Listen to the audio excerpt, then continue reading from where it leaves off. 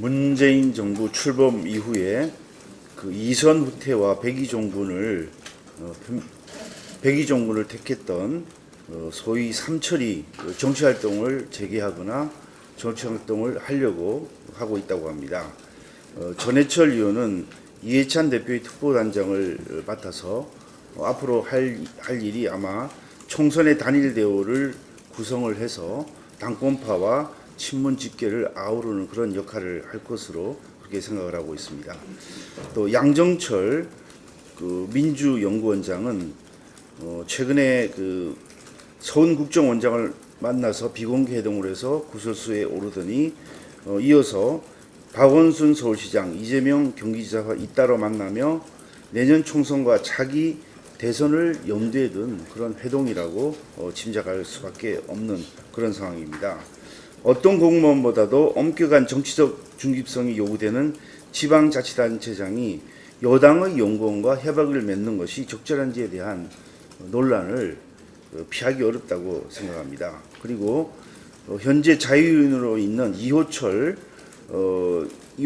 경우에는 해외 유랑 인사로 있으면서 곧 복귀해서 아마 PK에서 중요한 역할을 맡을 것으로 생각합니다.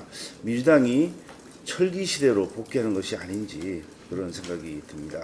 대표는 장관들을 만나서 줄 세우고 또 양정철 민주연구원장은 자치단체장을 만나서 또 국정원장을 만나서 줄 세우고 이런다면 내년 선거는 어떻게 흘러갈지 짐작할 수가 충분히 있겠습니다.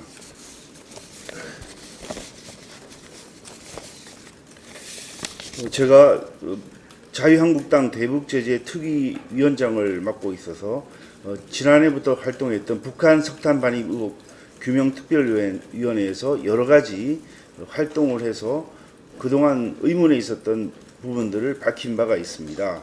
북한산 석탄이 과연 우리나라에 도입된 것이 사실이고 또 그에 대한 대가가 말했던 바와 같이 수수료로 받은 것이 아니고 실제 현금을 송금한 것에 대한 대가로 취득한 것이란까지 밝힌 바 있습니다. 최근에 밝혀진 것은 이런 것이 있습니다. 5월 8일 대북제재특위 3차 회의에서 한국 국적 피파이오니어호가 공해상에서 북한 유조선의 정제유를 직접 불법 환적한 사실이 확인이 되었습니다. 2017년 9월 22일부터 24일 동중국해 공해상에서 북한 유조선 금운산호에 1820톤의 정제유, 유선호에 2500톤 등 4320톤을 피파이오호가 환적한 바 있습니다. 이 가격을 환산해 보면 톤당 510불 정도라면 대략 한 220만 달러, 26억 원 정도가 해당된다고 생각합니다. 여기에 관련된 회사는 세계 제3위의 원유 중개 업체 회사의 싱가포르 지점과 또 중국의 업체라고 합니다.